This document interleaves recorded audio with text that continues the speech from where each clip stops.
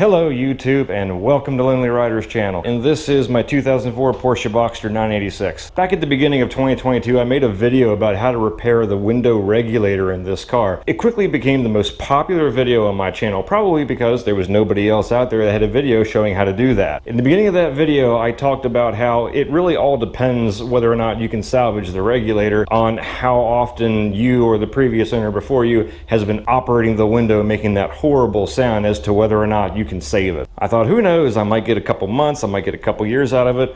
I'm gonna give it a shot. Well, I can tell you it lasted about 7 months. And then the other day I went to put the window down and everything went bad. Something must have happened inside the pulley and the cable almost snapped, but I was able to save it. I took it apart. I got it back into place enough that it kind of worked, but it's not going to last long. So ordered a new regulator. It's here. I'm going to show you how to change the regulator in this car. Lonely Rider is not a professional mechanic and is not responsible for any personal injury or vehicle damage that may result from individuals attempting the repair shown in this video. You have been warned. Try at your own risk. I'm not going to bother recording the disassembly and reassembly of the whole door panel and everything because I covered all that in the first video. You can go back and watch that if you need to. I will also put a link to it in the description. So we're just going to jump right into it. Ta-da! Well, this is a familiar sight. Remember how in the first video I said that I was going to use a light strength adhesive to put this foam back on just in case I had to get back here and here again and peel it off to fix something? Good times. Now, as you can see, I've disassembled the door to this point, but I have not unbolted and removed the motor. I've left that bolted on and I left it plugged in. We need the motor to still be on for now because we actually have to run the glass down and then run it back up, and I'll show you why in a minute. Okay, you don't want to tape the foam to the window because we're actually gonna have to move the window. So you just want to tape the foam to the frame somewhere. Just tape it up out of your way.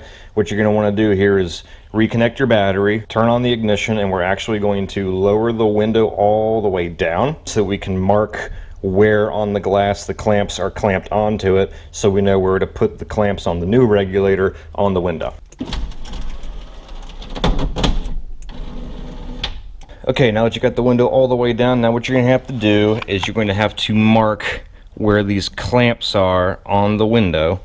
Okay, this side's going to be a little hard to get to, but you got to try to mark it as best you can so that you know where to put the clamps on the new regulator on the glass.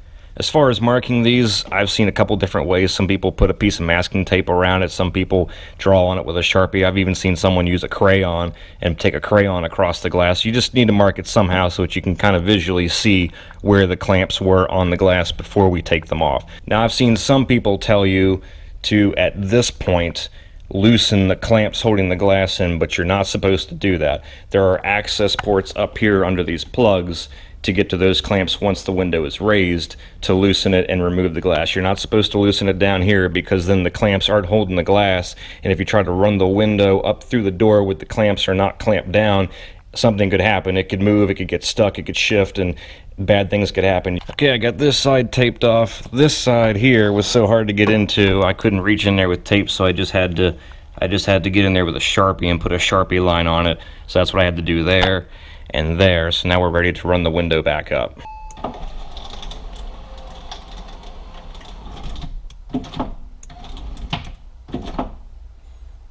Make sure you run the window all the way up.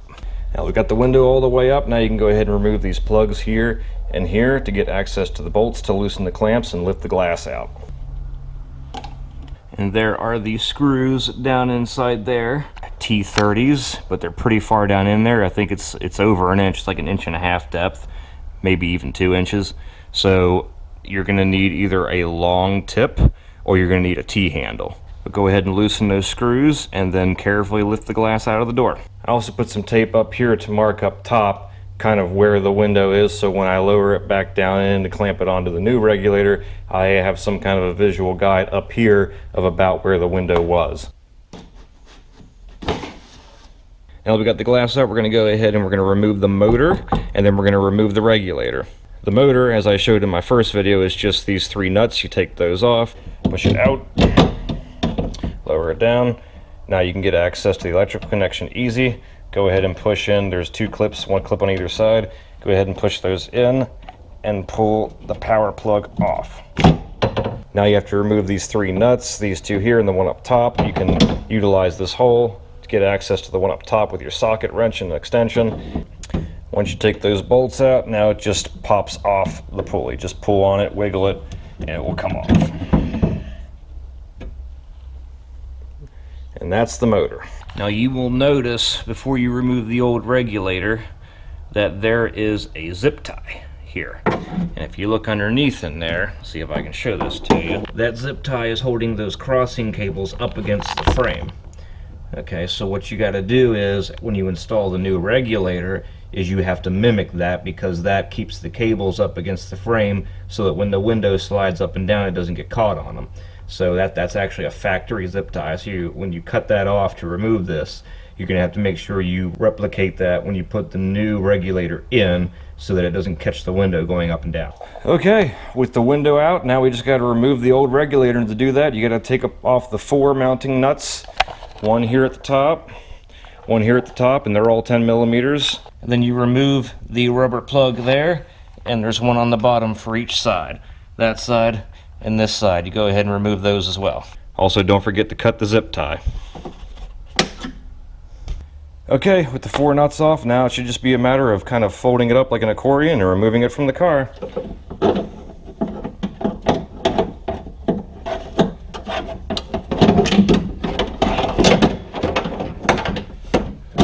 Literally folding it up like an accordion.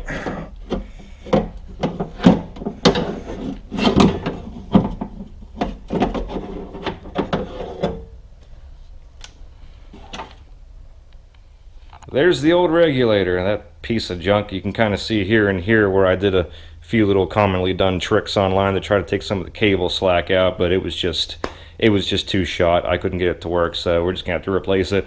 But one thing we're gonna do here is we're going to take note of the position of these adjustment screws on the old one, and we're going to set the new one, the new adjustment screws, to be at about the same position here and here, so that hopefully we get at least again somewhere close to where it was before. And here is the new regulator. It is not OEM, it's not from Porsche, it's actually from a company called Euro, but from what I read online they got amazing reviews because they're built to last longer than the OEM ones. So we're going to open this up. It does say something on here about not trying to move the pulley or the sliders on the regulator until it's been greased and put into the car. So we're supposed to grease the cables. I imagine they just mean the area where the cables are exposed. So it says on there you're supposed to grease these rails here where the sliders move up and down. So we're going to put some grease on the rails. We're also going to put some grease on the sections of the cable, which is just inside the rails where the sections of the cable are exposed, and we can actually just put a little bit of grease on them up and down, and then we're ready to install it into the car. Now you notice these screws are a star tip, but it looks like a regular 5mm socket does actually fit them, so you can use a 5mm socket on those. Okay, now to get this in here you got to kind of very carefully kind of fold it up, stick the left side in first, go ahead and turn that on up inside like that, and then put the right side in and go ahead and slide it up inside. And the goal is to try to get the pulley up in there as well. There we go.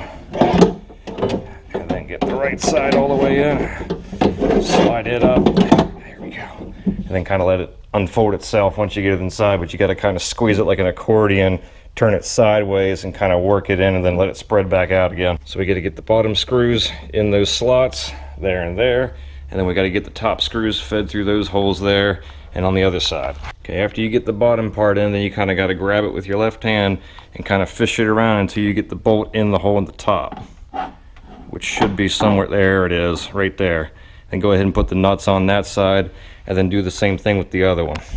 Okay, after you get those nuts all bolted down, and then you got this thing bolted down in place firmly, so now what we're going to do is we're going to zip tie the cross cables up here, and then reinstall the motor, mount it, hook it up, and then we're ready to put the glass back in. But it looks like, from what I can tell, I don't know how much you can see here, but from what I can tell, it looks like they ran this factory zip tie actually underneath the housing to the airbag, and I don't feel like touching that. I'm not gonna risk doing anything to that. So what I'm probably gonna do, instead of going through here, I am probably gonna run a zip tie up to this hole here and zip tie it this way from that hole down to the opening across here, and I'm not going to go up that way. It should still do the job, but I just don't want to risk doing something to the airbags. Now we're going to go ahead and reinstall the motor. And of course, to do that, you turn the motor over this way, you flip the pulley around like that, and you mesh them together. And just push it together.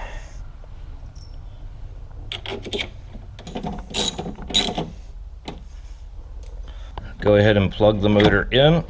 Removed as much of the old zip tie inside as I can.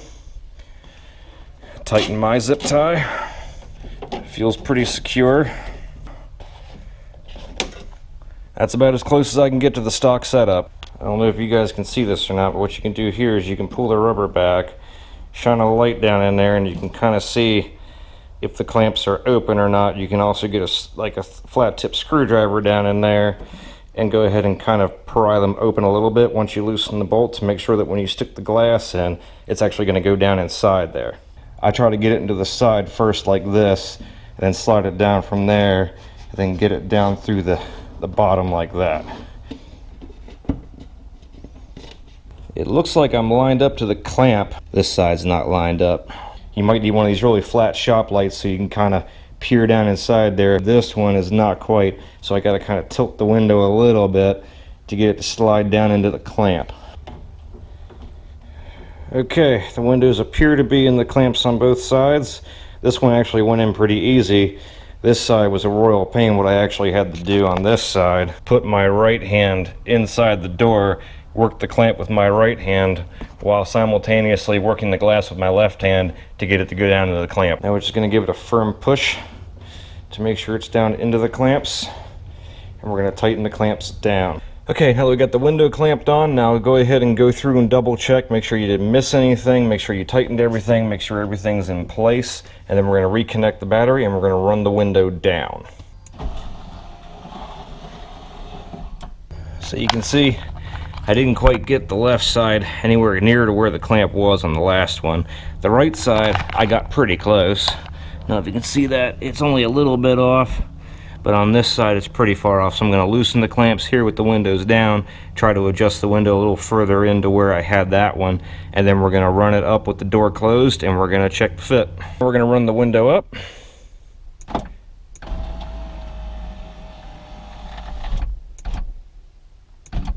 Okay, now we have to retrain the window motor. I explained how to do this in my last video, but basically you run the window all the way up until it seats up and won't go any further, and then you let go, and then you press and hold the up button for 15 seconds. Now we're going to do a test.